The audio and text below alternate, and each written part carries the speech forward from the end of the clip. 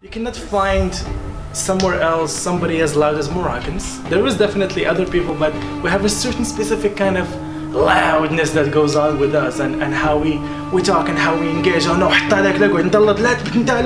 because when you're not challenged, that means you're not doing anything. And the best performers out there is the ones that are going to come and then tell you, hey, I have butterflies. And the story is simply in the theme of time. And you know the importance of time. Time is something that is precious. Time is something that we need to look after, but sometimes there are a little bit of stories that talk about it. So the following story starts as يحكم الله وأعلم بغيبه وأحكم إنه كان في قديم الزمان وسالف العصر والأوان. And this is the Moroccan once upon a time.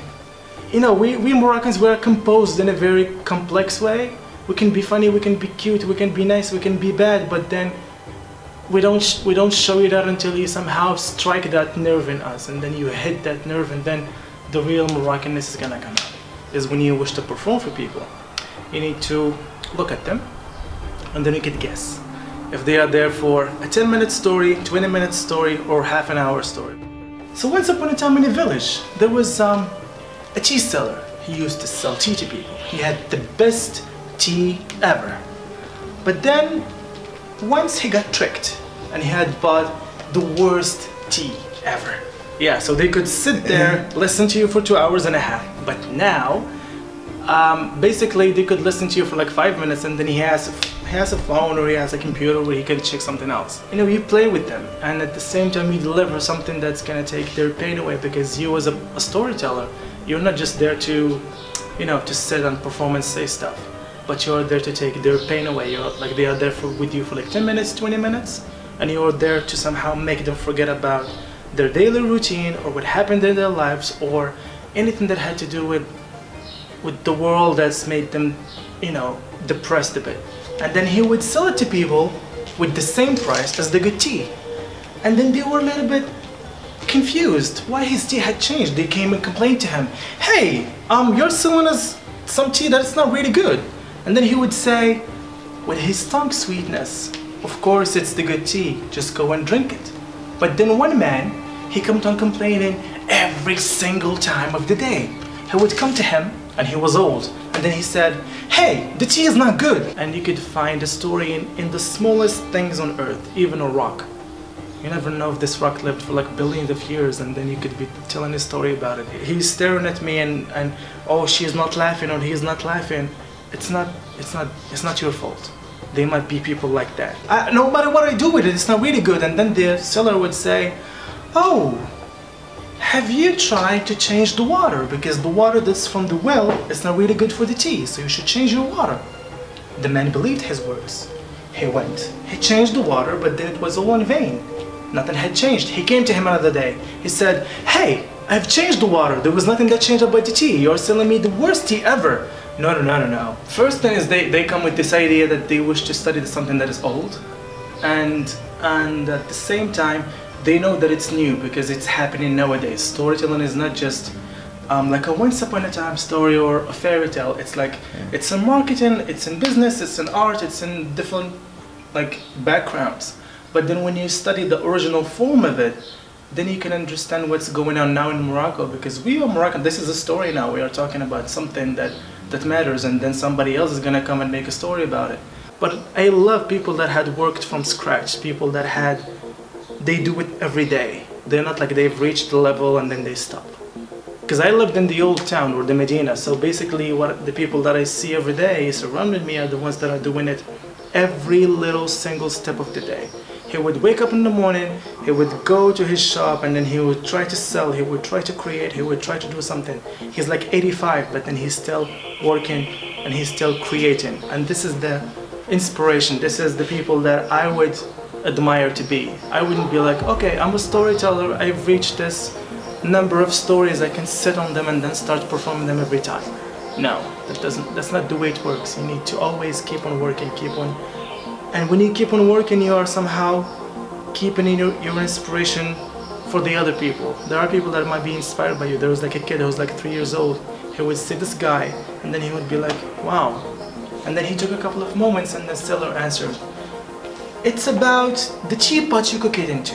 If the teapot is really old, then the tea is gonna be really rusty and really bad. The old man went. He bought a new teapot. He changed the water. He changed the teapot. Nothing had changed. He came to him angry again. Hey, I've changed the water. I've changed the teapot. Nothing had changed. And then the seller took a couple of moments, and then he told him, you know, when you perform to people, you sweat. And you get a little bit of butterflies, and then you're like, okay, did they get my story? Didn't they get my story? And then these are the things that I like.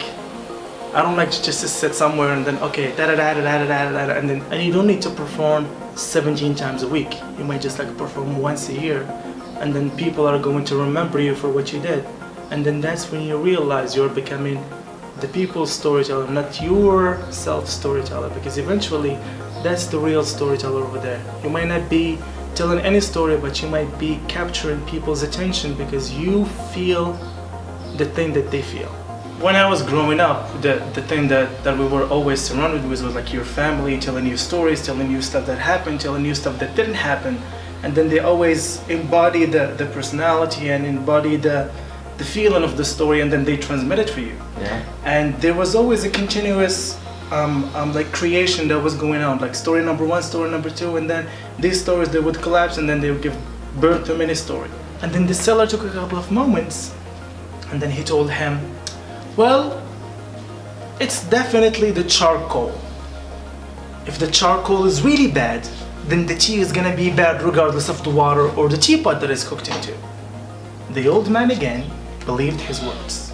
He went, he bought new charcoal, new teapot, changed the water, but it was all in vain.